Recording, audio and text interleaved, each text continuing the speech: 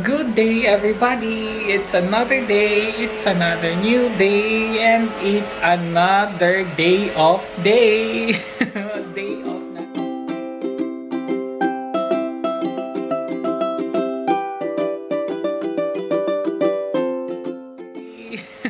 day off natin again. Still day off pa rin natin. And it's already 9 AM guys. At ngayon lang kami bumangon. Si partner nagprepare ng ating coffee. Thank you. Good morning.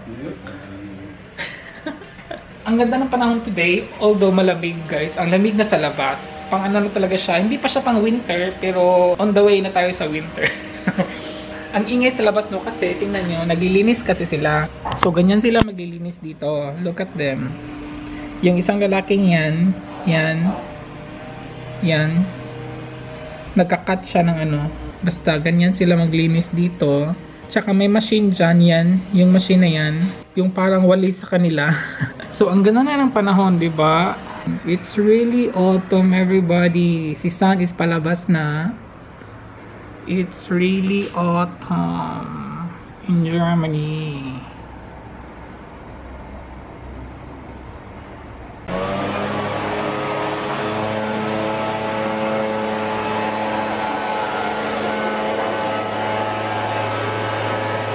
Yan sila maglinis. Yung truck nila, meron niyang vacuum sa ilalim ng ano niyan. Pero ngayon wala sila. Yung isa meron. Yan yung kukuha dyan. Yung mga ganyan. Pero sa mga ganyan, maliliit lang kasi. So, ginagamitan lang nila ng ano dyan. Yan. So, ayun, diba? Ganito sila maglinis na kalye dito. Diba? Sana all, diba? Sana all. Well, anyways, plan for today, I have to do something. Kailangan meron tayong magawa today kasi kahapon, birthday ni partner. Tapos, day off ko pa naman at hanggang bukas may day off pa ako. Relax lang din. Pero lalabas talaga ako. Gusto kong lumabas today kasi meron akong bibilin. Doon lang din sa may malapit sa akin trabaho kasi meron silang ano doon, yung Tika Max. Tingin-tingin lang kung merong bagay na pang Philippines. Kasi nga, uwi na tayo soon. Kailangan na natin mag-start to collect something to bring. Diba? So yun ang plan for today. And for now, tapos na ang ating coffee. Na ginawa ni partner. Ang ganda talaga. Ang sarap ng coffee. Nagtitingin-tingin ako kung paano sila naglinis kasi mas maganda yung tingnan kasi meron silang truck na either yung maliit o yung malaki na nagva-vacuum talaga sa mga sa mga basura. I mean, hindi basura, mga mga leaves, yung mga dry leaves kasi nire-recycle nila yun. So sinusunog nila kasi yun. Nakalabas na ako everybody. Ay, medyo maaga pa actually, 10 pa. Pero maaga lang ako lumabas para maaga din akong makabalik. Kasi gusto kong mag-coffee and cake sa bahay. So, I mean, etong lakad na to is, lang siya. Gusto ko lang talaga lumabas today. At saka, ayaw kasi sumama ni partner. So, kasi nga, parang shopping. So, ayaw niya yung mga ganon. Naboboard siya. So, bahay lang siya. So, ako lang talaga. Dito na tayo sa my Burgerstrasse. Ayan yung name ng street na dito, guys. Yan yung name, Burgerstrasse. Tapos, hanggang doon, mataas pa siya Pero dito ako sa bandang to, kasi nandito yung Tika Max. Tika Max lang yung sasadyain ko dito. Diyan lang ako papasok. Medyo malaki kasi ito sila. May second floor to siya. So, pasok lang ako. And I'm back in the house. Kakarating ko lang talaga, pinunta ko lang doon is yung Tika Max na talaga. Hindi pa ako nagpalit kasi mag-ho lang ako saglit guys. Papakita ko na lang to kasi uuwi na naman ako next month dyan sa Pinas. Yes! So nagre-ready lang ako. Kaya nagpunta ako today kasi parang magbibisi na naman ako in the coming weeks and days. So since may time pa ako today, hinay-hinay lang na bumibili. Well anyways, napabudol ako today. Yung sadya ko lang talaga is sapatos lang talaga sa mga bata. Pero ipapakita ko na lang to kahit na makita na nila to sa vlog ko. Ipakita na natin, diba? So pumunta nga ako doon. Diba napabudol? Pagdating ko dito na-shock si partner. Uy, ang laki ng bag mo. Pero hindi to puno hindi to puno. Mga half lang. So, first, nakakita ko doon. Mura lang kasi to. cookies na M&M. Di ba? Mura lang siya, 3 euros lang, di ba? Bumili ako ng tatlong flavor. Tapos meron ding Twix. 3 euros din siya. Bumili din ako ng tatlo. Ito na yung isa. Ayan. Tatlo, di ba? Then, meron din ako nakitang chocolates doon. Belgian chocolates. Tag 5 euros lang siya. Bumili ako ng 4. 3, 4. Diba? Sabi ko nga sa inyo eh. Napabudol na naman tayo today. And then, so yan ang mga pagkain. First batch lang yan. Second batch, maybe next. Tumatawa na lang si partner. And may nakita ako doon. It takes almost 2 months before you go. No, 1 month. I looked the expiration date next year. Okay. I had to make sure because, you know, it will be expired on May 26, 2024. So, it's safe. Diba? And look at guys, how cute naman. Diba may bagong silang sa amin? Napabili si RC ng Adidas to ah. O diba, ang cute ng sapatos. Ay, my God. Ang cute talaga. Sa bago tong silang. So, ayan diba, excited. Ang excited ni RC. Actually, dalawa yung binili ko. Ito din, pambabae din to. Black lang siya pero pambabae siya. I don't know kung anong brand to eh. Kasi, ay, ito pa, dito pala. Chico. Chico yung brand. Ayan. And there's one more.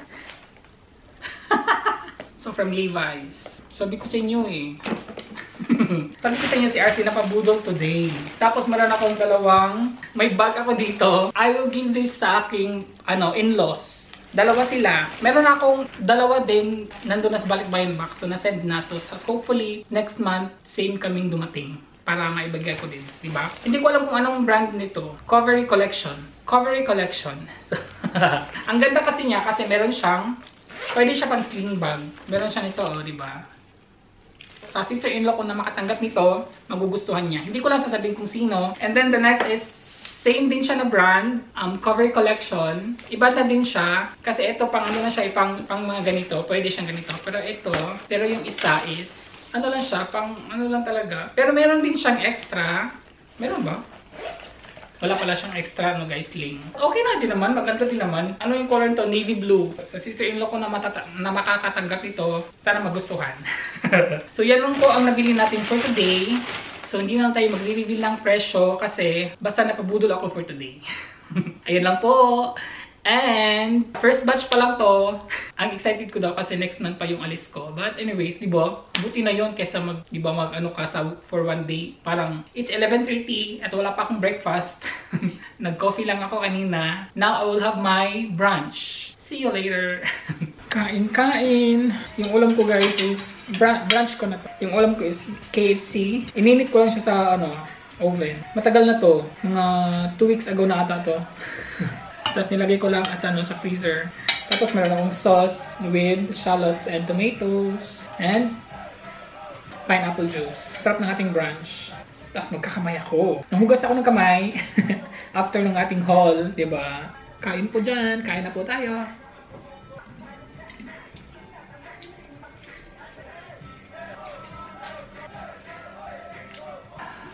Yung pagpapainit ko ng chicken na pasobrahan. Kasi hindi ko siya sa microwave nilagay. Ayaw ko kasi sa microwave kasi lumalambot kasi yung balat. Pag sa oven, magka-crunchy ulit. Diba? Crunchy. Kaya lang, pag sa oven, medyo mag-iintay ka talaga. Wow.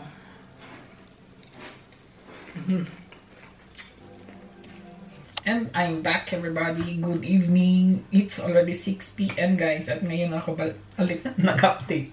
Nag-edit kasi ako ng ating vlog. Tapos kakatapos ko lang. Hindi na nga ako yung after lunch ko. Nag-direct ako edit. Tapos hindi pa din ako nakapag-dinner kasi nabusog ako. Kanina kumain ako ng cake. Kasi meron pa akong tirang cake kahapon. Hindi ko naubos yung lahat ng cake. At ngayon, hindi ako magluluto. Magmamarinate lang ako ng chicken for tomorrow. So, imamarinate ko siya overnight para masarap. Meron ako ditong nabili last time, yung chicken thigh. Isasama ko i-marinate yung chicken breast kasi mag-aadobo ako. Pero tomorrow ko pa ako magluluto. Magsasali ako ng chicken breast kasi para to kay... Hindi kakain si partner siguro maliliitan lang. Pero gusto niya kasi chicken breast. Hindi kasi siya kumakain ng mga adobo. Walang fats, walang mga skin, mga ganon. Kaya itong chicken thigh, akin lang to. Hugasan na natin, kunin ko lang yung mga, ang daming fats nito, oh. May mga tira pang balibo. May mga tira pang balahibo. So, may 4 to na slice.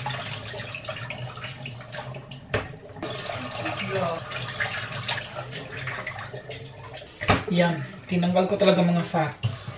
Madali lang naman to i-marinate, guys. Kasi, yeah. Suka, patis, onions, and garlic lang naman to.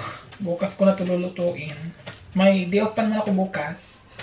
Sa Thursday, meron na naman akong duty. Thursday lang, panghapon again. Day off na naman ako sa Friday. 1 day lang. And then weekend, may duty ako panghapon. Kailangan ko magluto. Inaano ko talaga siya, pinapahiran ko talaga siya with tissue para yung excess water matanggal talaga. So magsaslice lang ako ng garlic. Medyo dadamihan ko ng garlic kasi pag adobo. Actually, lalagyan ko siya ng ginger.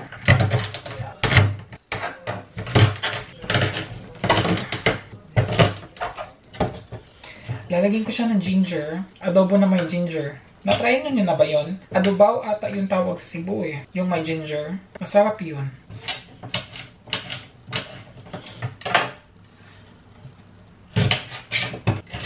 Madalian lang talaga to na marinate.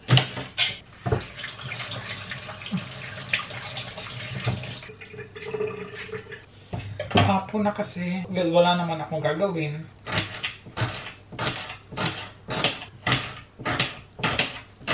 Okay lang yan. May malaki, may maliit.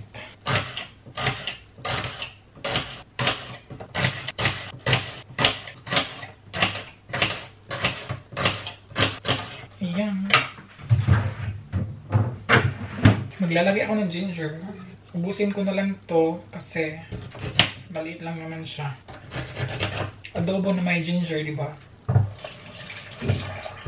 Para siyang halang-halang pero hindi ko siya lalagyan ng sili kasi bawal pa ako sa maanghang ngayon. So, i-cubes ko siya ng very maliit para lasang-lasa talaga natin yung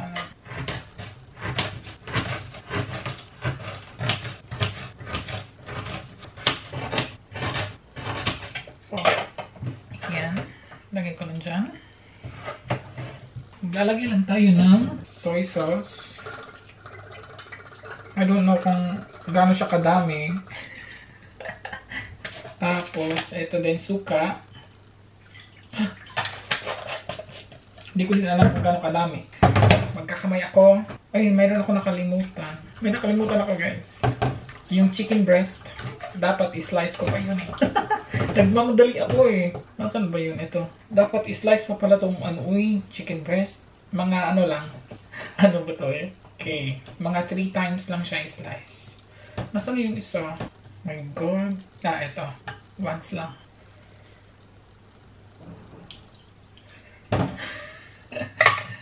Yan. Okay lang yan eh. Kami lang kain nito. Yan. Marinated na yan.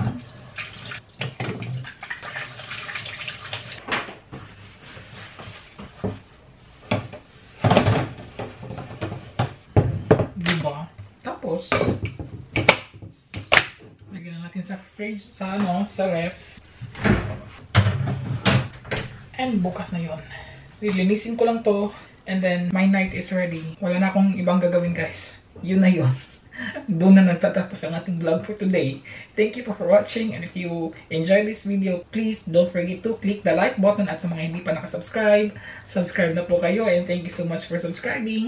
Just click the subscribe button po. And also the bell button para naman kayo ma-notified every time meron akong new uploads. Thank you po again. And until my next vlog, ingat everybody. Cheers!